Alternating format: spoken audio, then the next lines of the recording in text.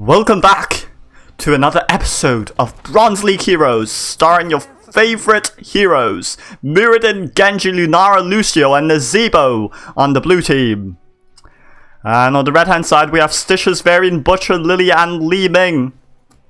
Looks like Varian decided to leave the game for just a moment there, but he should return in a couple of moments, or else we wouldn't be seeing a fully decked out Bronze League Heroes episode today. As we see that Nazebo's already going for the Toad builds, the Pandemic, combined with Genji's Swift Strike build with a block build on Mirrodin. And Varian already choosing High King's Quest for that extra damage specification that he might choose to delve into at level 4. So far Stitches hasn't picked his level 1 talent, but he manages to land a beautiful hook on Lunara, and unfortunately no follow-up was there from the red team. The red team is being a little bit far too behind. I believe that Butcher and Varian are very weak early game heroes. That's why they're choosing to not do anything. Butcher completely neglecting his role. He's just staying in the backline. This Butcher's playing a little bit too passively. He needs to be a little bit more aggressive. Stitches lands another hook to Genji, but why would you hook a Genji? And why would you Ruthless Onslaught stun charge a Genji anyway when Genji has Swift Strike? It is completely ridiculous as Nazebo continues to split push, and no one from the red team is going to respond because nobody from the red team knows how to respond to a split pushing Nazebo. Butcher activates his Ruthless Onslaught. He's managed to land a beautiful stun, and unfortunately he won't get any severe damage done on Nazebo. Looks like Nazebo's toads and spiders are going to do a little bit more damage than anticipated. But so far Varian's gathering those regen globes for his High King's Quest, and Stitches went for Chew Your Food, which is not, and I missed the first kill, which was on Lily. Well done to the blue team, I must say. Must have been the Mirrodin stun locking the Lily in order to make that happen, as Lily is generally quite tanky if you try to 1v1 her. But nevertheless, I think that the blue team is doing quite well here. So far we haven't seen what Varian's really going for. And if Varian goes Twin Blades, we'll all just laugh at him, I suppose. Butcher trying to secure a kill on Lunara does not manage to secure the kill because Lunara was just a little bit too far away, and Lunara's base movement speed is much higher than that of normal heroes. In fact, Lunara's base movement speed is around 120% compared to the standard 100% dismounted hero. The red team should be looking to take this shrine for themselves. I believe it's called the Shrine on Dragonshire. And Butcher manages to Ruthless Onslaught charge Lunara, but will he get a kill on Lunara? He just needs a couple more auto attacks, but unfortunately the Butcher's brand healing is not enough for Butcher to survive that, unfortunately. And so far, Genji is clearing the mid lane as Varian, not level 4 yet. The blue team fighting with a level 4 talent tier advantage against the red team. Ooh, but Lily's healing is a little bit too much for these uncivilized Bronze League brutes, as Lily's healing is so good in the lower leagues. Lily, the classic healer. Perfect for lower leagues where nobody likes to focus fire anything. And looks like Varian has picked up Twin Blades. Oh my goodness, Twin Blades Varian, the ultimate split pusher, but unfortunately Mirrodin's Thunderclap does reduce the attack speed of any hero affected, and Varian is a hero that is highly affected by attack speed. As the Dragon Knight controlled by Genji is going to take down the 2 towers in the front wall of the red team, and the Dragon Knight's going to rotate upwards, which is a good call by Genji, as Lily just wanders into the enemy turrets, but I think Lily might just survive. I mean, Lily is Lily. She does have a trait, and her single target self-healing is particularly powerful at this point. I feel that Lily needs to do a little bit more to survive this, but I think Lily will make it out fine because she just blinded Lucio, and Lucio's auto attacks are going to do absolutely nothing against that, while Stitches is going to continue to fish for the hooks indeed. A Stitcher's hook combined with Butcher stun into Varian Twin Blades might provide some surprising burst, and Butcher I think managed to land his first kill of the game. I'm not sure whether he picked up that meat. Right now Butcher is at 31 meat, which is definitely not enough out of the 200 fresh meat that he needs in order to complete his quest. But I think that, you know, Stitches got a lot of healing. He's very tanky frontline, and combined with this Stitches skin, I think anybody is bound to assume that Stitches is indeed a very beach heavy skin. Yes, this is the summer skin by Stitches, of Stitches rather. But I think that Stitches is just fine without the skin, but the Bikini Summer Stitches is actually one of the best skins for Stitches, I think. Well, time will tell. So far, Stitches has been landing quite a lot of impressive hooks. Quite good accuracy. I mean, how hard is it to land a Stitches hook, right? You might think. But actually, it's quite hard to land, as Genji just eats an arcane orb to the face, and Lucius gonna heal them up. But I think that the siege camp is gonna do a little bit of damage to the enemy towers here, the red team towers here. And Lunara picking up the Siphoning Toxin, which is not the best talent at this talent here, as Lunara usually want to be going for the extra non-heroic damage on the Nature's Toxin. That's, I think, the best talent at level 4, so that's pretty optimal, I'd say. And Twin Blades Variant just hanging out in the back. I'm Twin Blades Variant. I can't really do anything. I'm just a worse Illidan, really. And for those of you new to this game, or just play a lot of, you know, Bronze League or Silver League or Gold League games, I highly recommend that you do not choose Twin Blades, since the meta is now favoring a much more burst-oriented style, such as, you know, Li Ming's good, Genji has a lot of bursts, Varian with Twin Blades is just not good enough right now. Stitches gonna face tank nearly the entire enemy blue team, and he's going to survive just because he's Stitches, and I think he has the highest base health in the game, aside from Cho'Gall. Ooh, Stitches running into the meat grinder. Funny thing, Butcher is the real meat grinder here, as the two Siege Steins are going to do a little bit of damage to the blue team minions, and the Siege Giant is continuing to do a lot of work. Nope, the Siege Giant's going to die now. As I said, if Lunara had picked up the extra non-heroic damage on her level 4 talent, she will be able to do so much more against mercenary camps, against towers, against keeps, against anything that is non-heroic, and she'll be able to clear waves quite quickly. Ooh, but the stun from Butcher coming out, not managing to lock down and secure that kill on Lunara. Stitches managing to land another hook yet again. And this Lily is definitely quite brave. She's heading into the front line, like she's playing some sort of tank or something, which I do not recommend if you're a beginner to Lily. Lily is best placed at a sort of, you know, between the front and back line. She's not exactly a frontliner, she's not exactly a backliner either. But Lily has some very powerful tools at her disposal when she does activate her trait, which is the Fast Feet, which grants her cooldown reduction, which is quite good.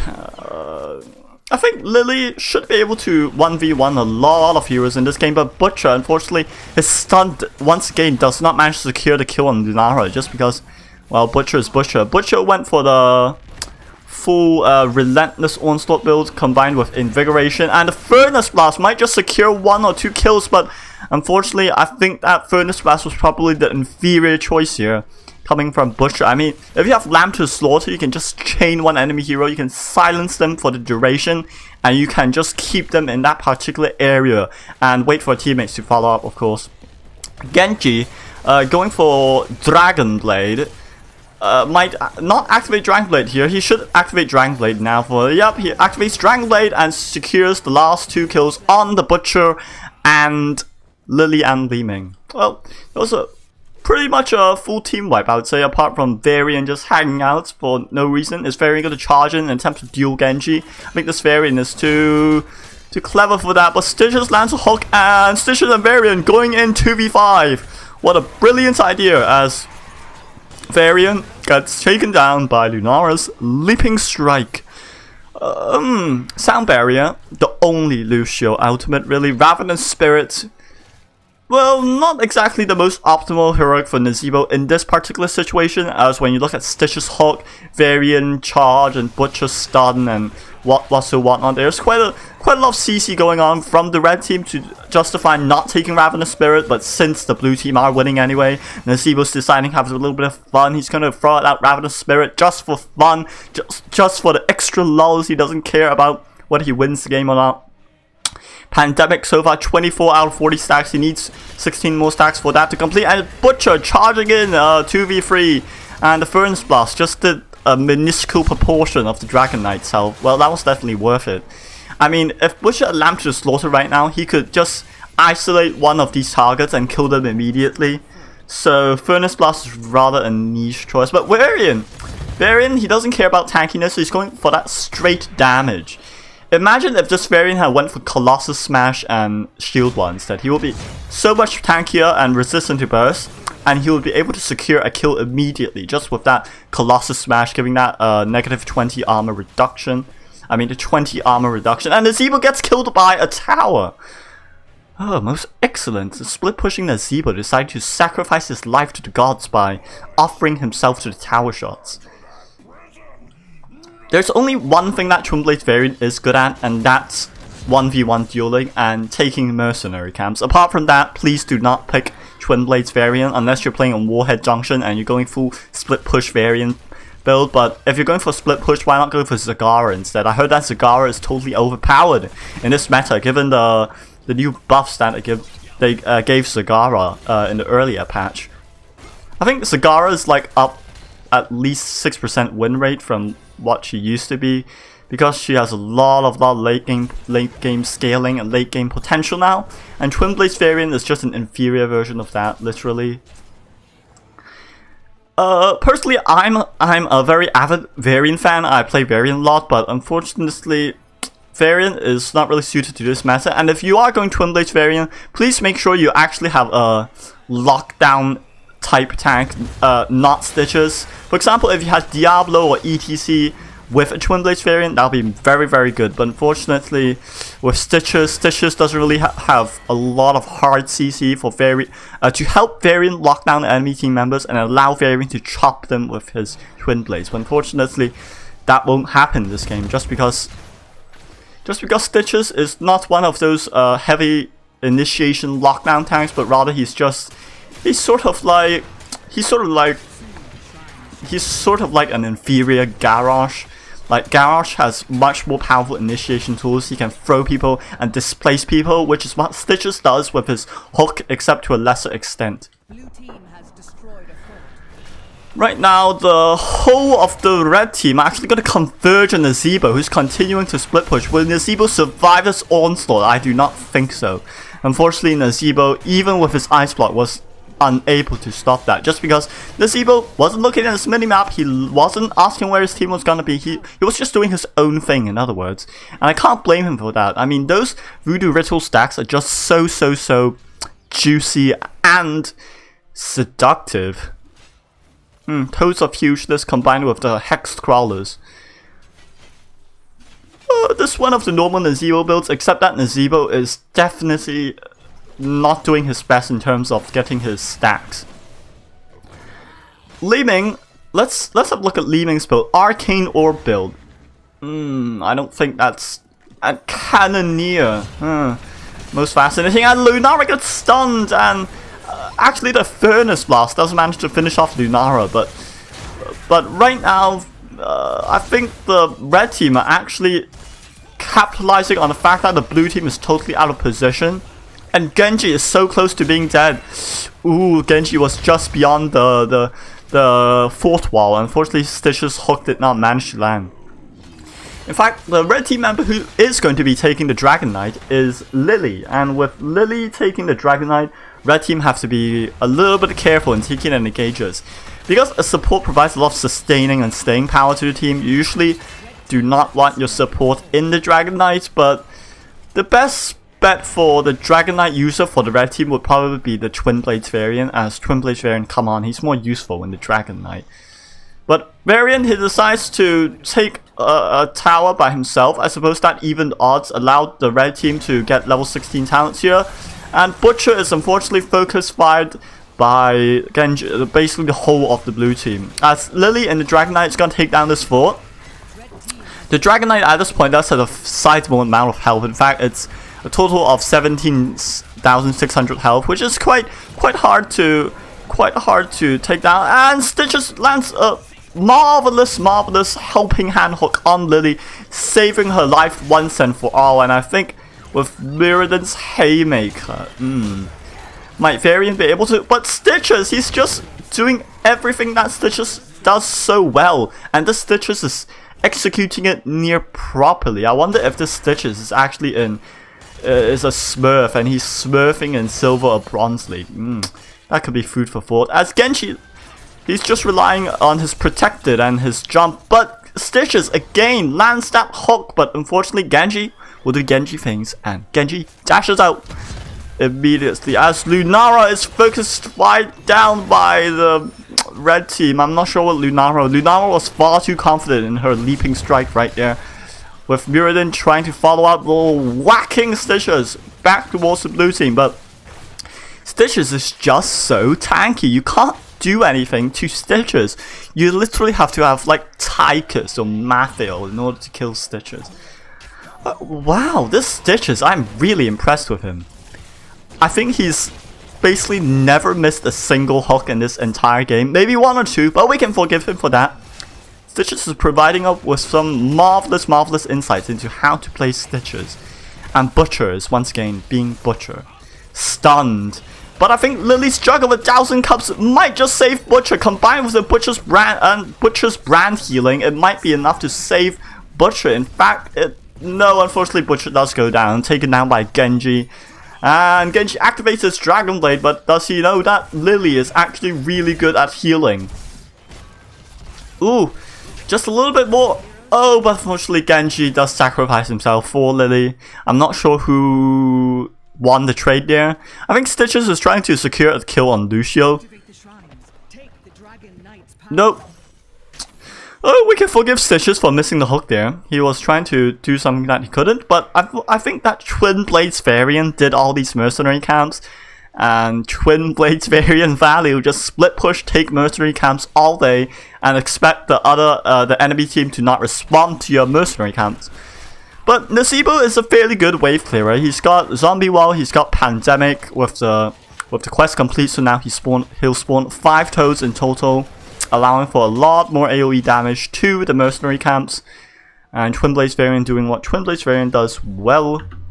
Let's have a look at the statistics here. So far, Twin Blades Varian has only died once. He's playing really safe. He's only taking mercenary camps, which is probably why you should only take mercenary camps at Twin Blades Varian. I mean, Twin Blades Varian can't handle anyone dueling him simultaneously. You have to look for 1 versus 1 duels as Twin Blades Varian, but the healing from Varian's second win is starting to come into effect here. As you can see, he just kept on healing through those auto attacks. Let's have a look at the self-healing. This is a very interesting statistic that many people aren't aware of. So if you go to the Observer interface, you can actually see the self-healing statistics. Right now, Varian has the highest amount of self-healing, followed by Stitches, followed by Butcher. But let's focus on the battle right now. Nazebo's Ravenous Spirit is just going to do a little bit of backline stuff, and Nazebo can't really stay there for the whole time. And the charge from Varian might just secure the kill, but that well executed, well placed zombie wall actually saves Nazebo from his own death. I wouldn't even dare approaching a Genji if I was a Twin Blade Varian. You'll just do absolutely nothing to him.